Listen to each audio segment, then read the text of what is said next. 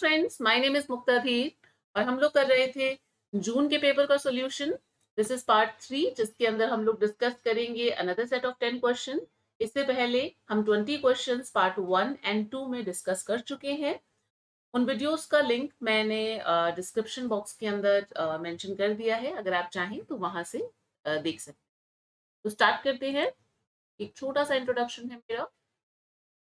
This is the question. 71 number question हमारा जो है शुरू करते हैं। Hawaii's Kilauea active volcano is situated at, देखो बहुत ही इजी क्वेश्चन है, but at the same time it is confusing also because आप में से कई हैं जो सोच सकते हैं कि भाई ये इस वॉल्केनो का नाम तो हमने सुना ही नहीं है। आपने इस वॉल्केनो का नाम डेफिनेटली हो सकता है ना सुना हो, बट आपने हवाई का नाम तो सुना है। हवाई is what? It is a best example of hot spot, right? हवाई के बारे में तो सुना है ना, हवाई आइलैंड्स के बारे में।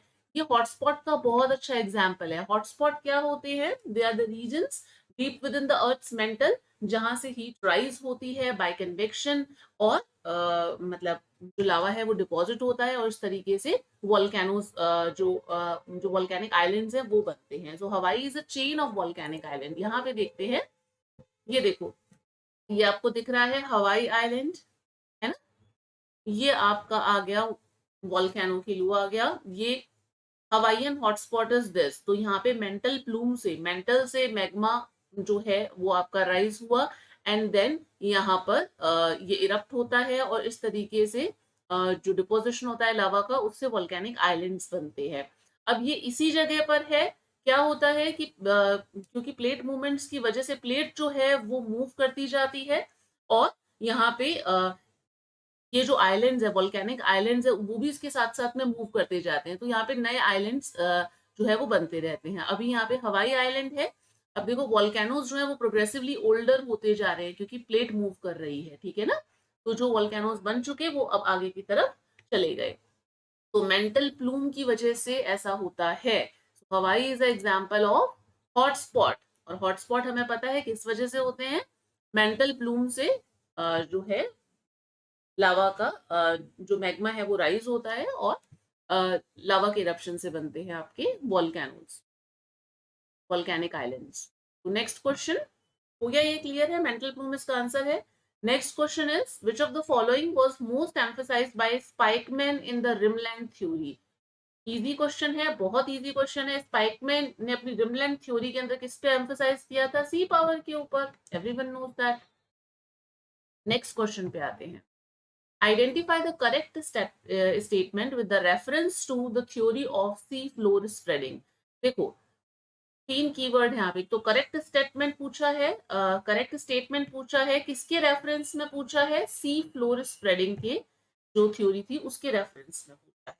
तो पहला स्टेटमेंट देखते हैं। Continental drift theory considered sea floor as new and ephemeral feature of the earth's surface, but sea floor spreading prove that they are old and stable. क्या ये क्वेश्चन, क्या ये स्टेटमेंट करेक्ट है? बिल्कुल गलत स्टेटमेंट है। क्यों? Because sea floor spreading, we know that Harry Hess की थ्योरी थी। इसमें कहा था कि जो मिड ओशियानिक रिजेस हैं वहां से जो मतलब कि लावा है वो इरप्ट करता है और जो सी फ्लोर है वो स्प्रेड करता जाता है। जो आपका मिड ओशियानिक रिजेस है वहां पे न्यू क्रस्ट क्रिएट होती है। At trenches the older crust get destroyed, right? तो ये थी सी फ्लोर जो स्प्रेड की थ्योरी है। तो ओल्ड एंड स्टेबल ऐसा कुछ नहीं कहा गया था। तो ये हमारा जो स्टेटमेंट है ये गलत है। नेक्स्ट स्टेटमेंट देखते हैं। Vine and Matthews tested this theory, seafloor spreading के बारे में बात करें। Vine and Matthews tested this theory on the basis of analysis of age and thickness of sediments. तो देखो, वाइन एंड मैथ्यूज जो है उनका एक पेपर था that was related to magnetic, that was related to magnetic anomalies, ठीक है? Magnetic anomalies को लेकर के इसका मतलब इनका एक पेपर था कि भी ओशियानिक रिजेस में किस तरीके से मैग्नेटिक एनोमली होती है। कि मिड ओशियानिक रिजेस जो हैं वहां पे जब प्लेट डाइवर्ज करती है तो जो मतलब कि जब प्लेट डाइवर्ज करती है तो वो ऑपोजिट डायरेक्शन के अंदर एज सच मैग्नेटाइज हो जाती है। अब जो यहाँ से लावा जो बाहर निकला है तो जो बसाल्ट है वो स्प्रेड होगी। अब जो बसाल्ट स्प्रेड होगी तो क्या होगा, अब ये जो बसाल्ट है इसकी जो, जब हम इसकी डेटिंग करते हैं तो वो सेम एज की मिलती है एट अ सिमिलर डिस्टेंस। अब देखो क्या चीज है कि जो यहाँ से मिड ओशियानिक रिजेस है, यहाँ पे जो क्रस्ट है दैट इज न्यू, ये बिल्कुल न्यू है, थिन है, बिल्कुल मतलब इसकी डेंसिटी, एज, थिकनेस, ये सब आपको जो ओशियानिक क्रस्ट की मतलब एज, डेंसिटी और थिकनेस है, ये सब आपको यहाँ पे जो मिड ओशियानिक रिजेस है वहां पे कम मिलती हैं। और जैसे जैसे आप इससे दूर होते जाते हैं, जैसे जैसे डिस्टेंस इंक्रीज होती जाती है from the mid oceanic ridges, तो इसकी एज, डेंसिटी और थिकनेस जो है वो इंक्रीज होती जाती है, राइट। तो ये स्टेटमेंट बिल्कुल सही है, वाइन एंड मैथ्यूज ने इसको टेस्ट किया था इस तरीके से, और मैग्नेटिक अनोमली के बारे में भी बताया था। तो ए स्टेटमेंट देखो गलत कहाँ कहाँ पे है, पहले तो देखो ए स्टेटमेंट इन दो के अंदर है, तो यानी कि ये दोनों गलत हो जाएंगे। तो अब आंसर हमारा इसमें से होगा बी, सी, डी या सी, डी। तो अब बी अगर करेक्ट है तो आंसर हमारा हो जाएगा 4, बट ये दोनों भी देख लेते हैं statement. The increasing age and thickness of the sediment away from the ridges on both side is an evidence of sea floor spreading। बिल्कुल सही है, increasing age and thickness of the sediment away from the, अभी हमने यही तो देखा है ना, तो ये बिल्कुल एविडेंस है इसका। Palaeomagnetism is the most scientific evidence in its favor। बिल्कुल सही है, palaeomagnetism is the most scientific evidence in favor of sea floor spreading। तो ये तीनों स्टेटमेंट सही हैं, आंसर हो जाएगा 4। नेक्स्ट क्वेश्चन, यहाँ पे देखो नेविगेशन सिस्टम और हमें उसकी कंट्री से मैच करना है। तो जीएनएसएस इज व्हाट, जीएनएसएस किसका है, हमें पता है जीएनएसएस यूएसए का है। जीएनएसएस का फुल फॉर्म क्या है, global navigation satellite system, right. Global navigation satellite system GNSS USA का है। गैलीलियो यूरोपियन यूनियन का है। क्वेजेस जो है वो जापान का है। क्वेजेस का फुल फॉर्म होता है क्वासी जेनिथ सैटेलाइट है इसका जो मतलब full form, quasi quasi zenith satellite system, satellite system, right. ये किसका है, जापान का है। और जो बोइडू है ये आपका चाइना का है। तो कहाँ पे मिल रहा है आपको, ये देख लो, जीएनएस यूएसए, यानी कि ए का है थर्ड, ए का थर्ड दो ऑप्शन में है, बी का फर्स्ट इसने बता ही दिया कि गैलीलियो यूरोपियन यूनियन, क्वेजेस जो है वो आपका जापान का है। तो सी का 4, यानी कि हमारा आंसर हो गया option number 4। Option number 4 is our answer, right. 74 question. Next question में आते हैं,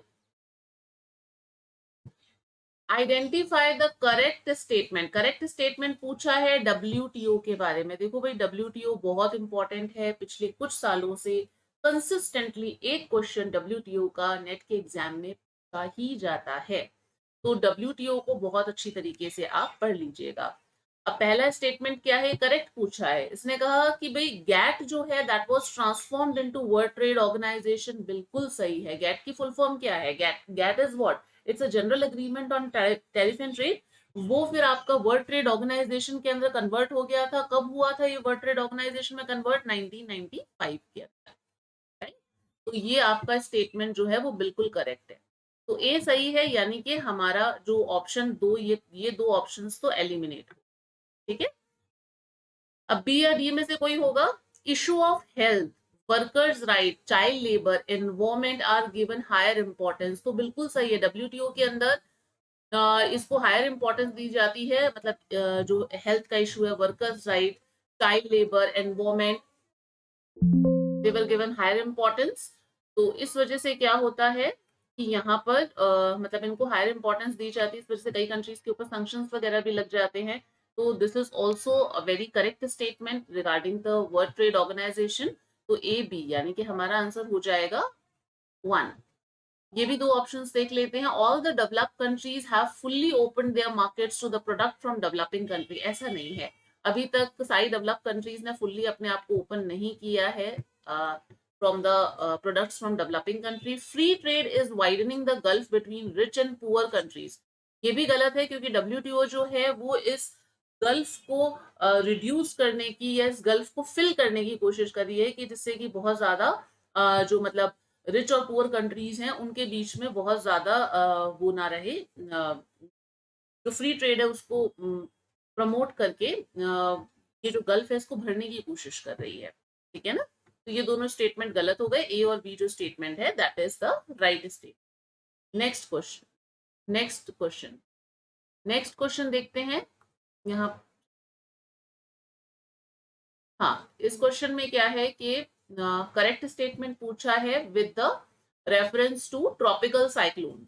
ट्रॉपिकल साइक्लोन के बारे में करेक्ट स्टेटमेंट पूछा है, तो पहला है हरिकेन लेवल साइक्लोन्स। जो हरिकेन लेवल साइक्लोन जो कि यूएसए की साइड में आते हैं ना हरिकेन, तो ये जो साइक्लोन्स हैं they have at least 119 kilometres per hour wind speed. देखो इनकी जो विंड स्पीड है वो लगभग 120 किलोमीटर से लेकर के 250 किलोमीटर तक होती है, तो मिनिमम तो 119 120 के करीब है, तो ये स्टेटमेंट आपका करेक्ट है। ठीक है, with the trend of next statement is with the trend of global warming the frequency of tropical cyclone has decreased। Decrease नहीं होगी, ग्लोबल वार्मिंग के साथ में तो फ्रीक्वेंसी जो है ट्रॉपिकल साइक्लोन्स की वो और इंक्रीज होगी। ठीक है, tropical cyclone next statement is tropical cyclones are frequent in South Atlantic Ocean. तो ये फ्रीक्वेंट नहीं होते, they are very rare, very rare, right. तो बहुत रेयर होते हैं, ये स्टेटमेंट भी गलत है।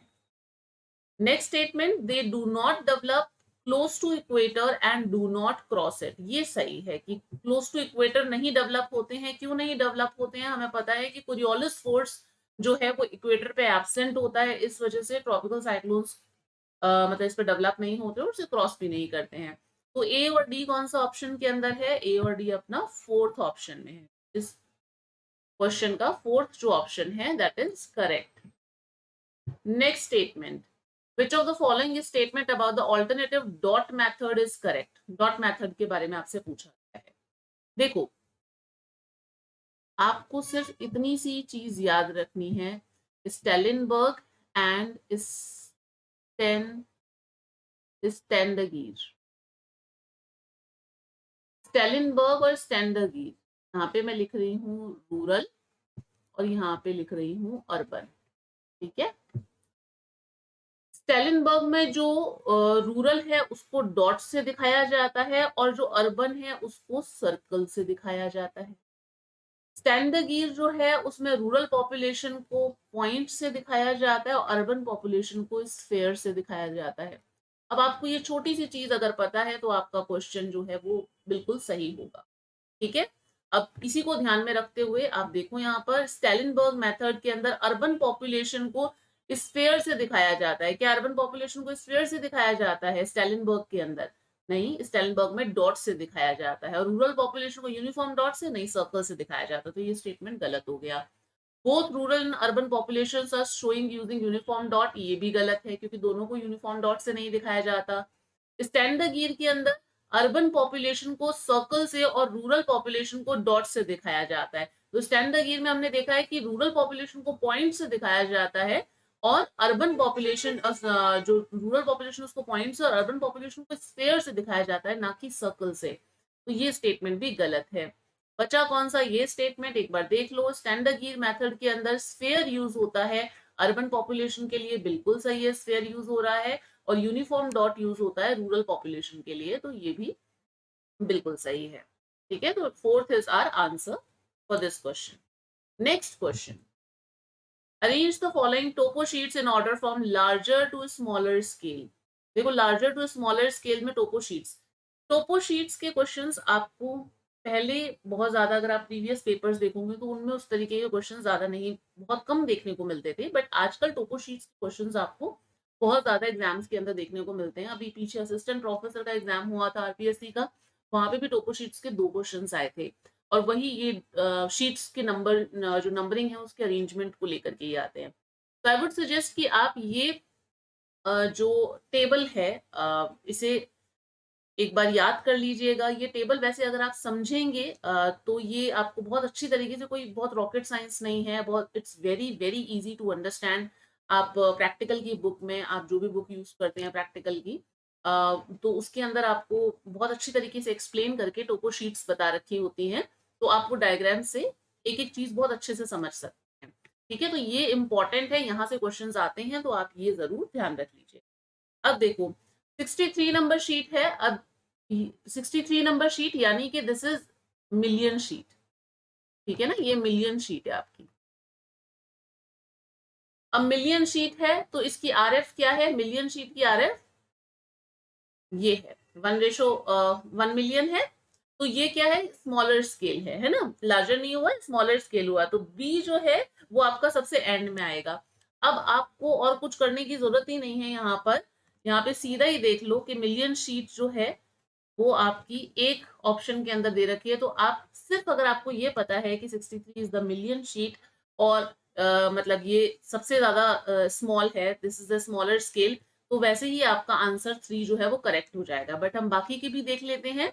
55J, 55J जो है वो आपकी कौन सी है? This is the degree sheet, degree sheet, ये आ गई डिग्री शीट, ठीक है ना?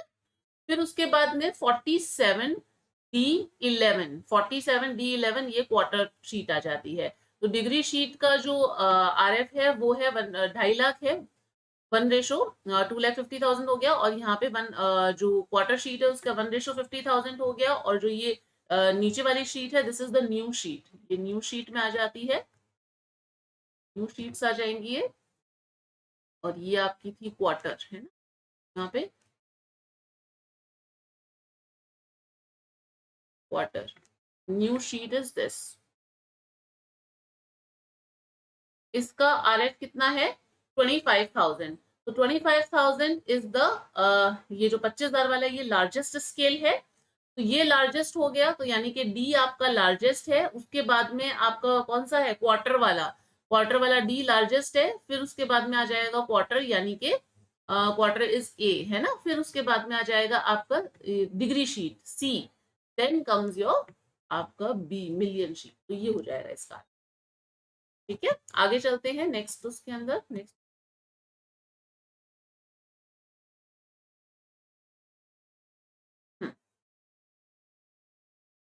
Second last question.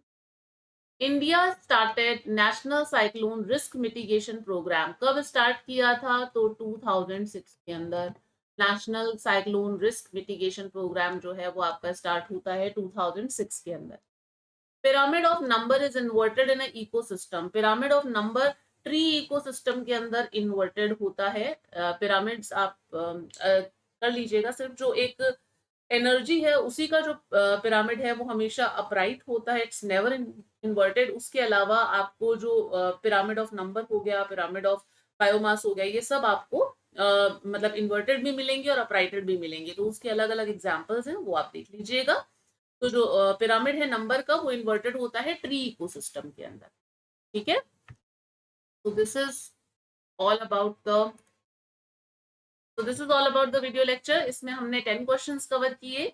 इसकी जो पीडीएफ है इसे मैं टेलीग्राम चैनल पे एमडी पिनासी ऑफ ज्योग्राफी पे मैं आपसे शेयर कर लूंगी।